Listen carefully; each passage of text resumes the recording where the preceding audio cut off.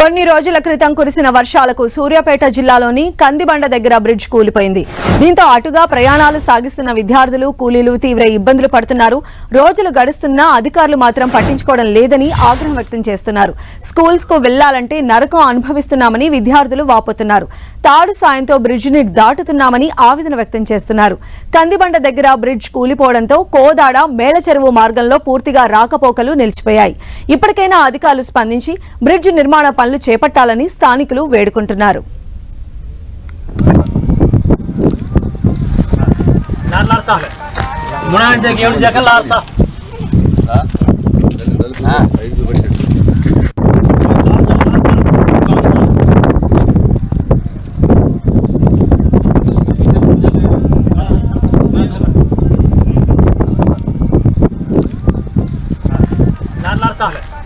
So మనం visuals లో చూడొచ్చు, సూర్యాపేట జిల్లాలోని కందిబండ దగ్గర బ్రిడ్జ్ కూలిపోయింది. సో చిన్న పిల్లలు స్కూల్ కి వెళ్లాలంటే ఎంతో సాహసం చేయాల్సినటువంటి సిచ్యువేషన్ అక్కడ నెలకొని ఉంది.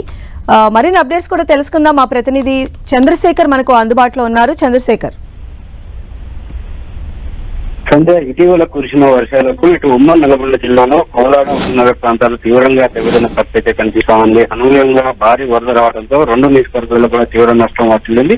ఇటు కోలాడ నియోజకవర్గ పరిధిలోని ఉన్నటువంటి కందిబండ వద్ద అంటే మేళ్ళ చెరువు కోలాడకు సంబంధించిన మార్గంలో ఒక బ్రిడ్జ్ ఉంటుంది. ఇటు ఎగువన ఉన్నటువంటి చెరువు కట్ట చెరువు తెగిపోవడంతో ఆ వరద నీరు ఒక్కసారిగా ఈ బ్రిడ్జిపై పడటంతో ఆ రోడ్డు మొత్తం బ్రిడ్జ్ అంతా కూడా కుప్పకూలిపోయే పరిస్థితుంది. ఇప్పటి వరకు అంటే వరదలు అక్కడి నుంచి కూడా ఇప్పటి వరకు ఇటు కోదాడ మేళ్ళ చెరువు మధ్య పూర్తిగా రాకపోకలు నిలిచిపోయాయి. అయితే అక్కడ నిత్యావసరాల కోసం ఆ ఊరికి సంబంధించిన గ్రామాల వాళ్ళు కందిబండ కావచ్చు, ఇతర గ్రామాల వాళ్ళు అక్కడి నుంచి కోదాడ వెళ్ళాలంటే కంపల్సరీ ఆ బ్రిడ్జి దాటాల్సిన పరిస్థితి కనిపిస్తా ఉంది. అయితే కనీసం ఇంత వరద వచ్చి ఇంకా జరిగినప్పటికీ కూడా కనీసం ఆ తాత్కాలికంగా చుట్టూ ఆ పక్క నుంచి మట్టి రోడ్డు వేయడము, లేకపోతే ఆ బ్రిడ్జ్ సంబంధించి ఏదన్నా ఆ తాత్కాలిక వంతెన లాంటివి కూడా ఏర్పాటు చేసే పరిస్థితి కూడా కనీసం అధికారులు ఆలయంలో కూడా అక్కడ ప్రయత్నం అయితే కొనసాగలేదు. అక్కడ అధికారులు కానీ ఎవరు ప్రజాప్రతినిధులు కానీ ఎవరు పట్టించుకోవట్లేదు అయితే స్థానికులు ఆరోపిస్తున్నారు. మనం విజయవాడలో కూడా చూడవచ్చు, చిన్న పిల్లలు స్కూల్ కు వెళ్లాల్సిన పిల్లలు ఇటు ఏదైతే బ్రిడ్జ్ కొలాప్స్ అయింది మధ్యలోకి అటుపక్క ఒక తాడు ఇటుపక్క ఒక తాడు అరేంజ్ చేసుకొని వాళ్ళే అరేంజ్ చేసుకొని దాన్ని పట్టుకొని ఒక ప్రమాదకరమైన పరిస్థితిలో వాళ్ళు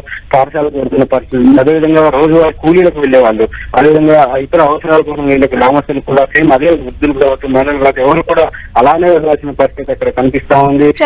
ఇప్పటికైనా అధికారులు స్పందించి తాత్కాలికంగా ఏదైనా రోడ్డు ఏర్పాటు చేయాలని కోరుతా ఉన్నారు. సంధ్య, అయితే ఈ బ్రిడ్జ్ అనేది కూలిపోవడంతో ఎన్ని గ్రామాలు ఎఫెక్ట్ అయ్యాయంటే ఏం చెప్తారు?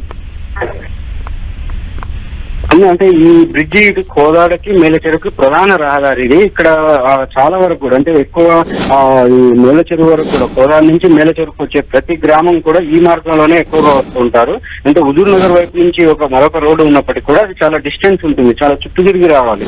అలా కాకుండా ఈ మేళ్ళ చెరువు సంబంధించిన మండలం వాళ్ళు కావచ్చు, మేళ్ళ చెరువు మండల పరిధిలో ఉన్నటువంటి వాళ్ళు కావచ్చు, చింతలపాలెం మండల పరిధిలో ఉన్న వాళ్ళు కావచ్చు, అదేవిధంగా ఇక్కడ ఈ చుట్టుపక్కల ఉన్న అన్ని ప్రాంతాల వాళ్ళు కూడా మేజర్ పనులకి కోదాడకి ఎక్కువ ఉంటారు. కోదాడకి బస్సు బుకింగ్ అనేది కూడా కోదాడకి ఎక్కువగా ఉంటుంది. సో ఈ బ్రిడ్జి వల్ల ఈ రాకపోకలు పూర్తిగా నిలిచిపోయాయని చెప్పవచ్చు. ఇటు దాదాపు 3 మండలాల పరిధిలో కోదాడ మండలం, అదేవిధంగా మేళ్ళ చెరువు మండలం, చింతలపాలెం మండలం, ఈ 3 మండలాల పరిధిలో ఉన్నటువంటి గ్రామాలపై తీవ్ర ప్రభావం అయితే చాలా స్పష్టంగా కనిపిస్తుంది. అయితే పాఠశాలకు సంబంధించి విద్యార్థులు రోజువారీ కూలీ అంటే ఆ సమీప గ్రామాల ప్రజలు మాత్రమే ఉంటారు కాబట్టి ఒక స్కూల్ పిల్లలకి సంబంధించి మాత్రం ఒక 2-3 గ్రామాలకు వరకే ఉంటారు. అయితే ప్రైవేట్ స్కూల్ కి సంబంధించి మాత్రం వాళ్ళు చాలా వరకు ఉంటారు. 2 మండలాలకు సంబంధించిన వాళ్ళు కోదాడ వైపు ఎక్కువ మంది పిల్లలు అంటే ప్రైవేట్ స్కూల్లో ఎక్కువగా కోదాడకే ఎక్కువగా వెళ్తుంటారు కాబట్టి వాళ్ళందరూ కూడా స్కూల్ బస్సులు చుట్టూ తిరిగి వెళ్తున్నారు. ప్రస్తుతం తాత్కాలికంగా వాళ్ళు అక్కడి నుంచి వెళ్తున్న పరిస్థితి కనిపిస్తా ఉంది. కానీ రోజువారీ అవసరాల కోసం వెళ్ళేటువంటి అంటే వాళ్ళు కావచ్చు, అదేవిధంగా స్కూల్ పిల్లలు సొంతంగా ఆటోలలో వెళ్లే వాళ్ళు కావచ్చు, వాళ్ళు మాత్రం తీవ్రమైన ఇబ్బంది పడుతున్నారు. అయితే ఇప్పటికీ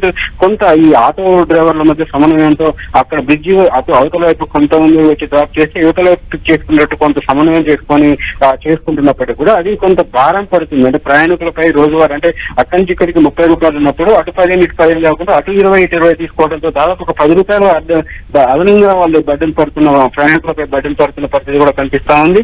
బస్సుకు సంబంధించి పూర్తిగా రాకపోకలు నిలిచిపోవడంతో, బస్సు రూట్కి సంబంధించి పూర్తిగా రాకపోకలు నిలిచిపోవడంతో మొత్తం ప్రైవేటు వాహనాల మీదనే ఇక్కడ ఈ గ్రామాల ప్రజలైతే డిపెండ్ కావాల్సిన పరిస్థితి ఉంది. అలానే చంద్రశేఖర్, మనం విజువల్స్ లో కూడా చూడొచ్చు, అంటే ఆ చిన్న పసిపిల్లలు అది దాటి వెళ్ళడానికి చేస్తున్నటువంటి సాహసం, అంటే కొంచెమైనా అక్కడ బ్యాలెన్స్ తప్పినా కూడా వాళ్ళు కిందకి జారిపోయి పడిపోయేటువంటి పరిస్థితి మనకు కనిపిస్తూ ఉంది. దీనికి సంబంధించి ఏమైనా అధికారులు రెస్పాండ్ అయ్యారా? చర్యలు తీసుకునేటువంటి అవకాశం ఉందా? వారి దృష్టికి అసలు ఈ సమస్య వెళ్ళింది? ఈ బ్రిడ్జ్ కొలాప్స్ అయినప్పటి నుంచి కూడా ఇప్పటి వరకు కూడా ఒక కీలక అధికారులు కానీ లేకపోతే ప్రజాప్రతినిధులు కానీ ఎవరు కూడా వచ్చి కనీసం ఇక్కడ బ్రిడ్జ్ ఇంత ఉంది, దీన్ని ఇలా చేద్దాం, లేకపోతే అసలు ఎట్లా దీన్ని తాత్కాలికంగా ఎటువంటి అరేంజ్మెంట్ చేయొచ్చు అనే ఆలోచన అయితే ఇంతవరకు ఎవరు చేయదని చెప్పైతే స్థానికులు ఆరోపిస్తున్నారు. ఇప్పటి వరకు కూడా అంటే ఈ బ్రిడ్జి విషయం ఇప్పటికైతే మీడియాలో వచ్చింది, అదేవిధంగా అధికారుల దృష్టికి కూడా వెళ్ళినప్పటికీ కూడా వాళ్ళు దీని పట్ల నిర్లక్ష్యంగా వ్యవహరిస్తున్నారని చెప్పైతే ప్రధానంగా ఇక్కడ స్థానికంగా ఉన్నటువంటి గ్రామస్తులు ఆరోపిస్తున్నారు. అదేవిధంగా ఇప్పటికీ కోదాడ ప్రాంతంలో చాలా వరకు డ్యామేజ్ కావడంతో కొంత ప్రభుత్వం కూడా కొంత వెంటనే నిధులు కొన్ని కేటాయించింది. కానీ దీనికి సంబంధించి ఎటువంటి ప్రకటన లేకపోవడంతో కొంత గ్రామస్తులు ఆందోళన వ్యక్తం చేస్తున్నారు. రైట్ చంద్రశేఖర్.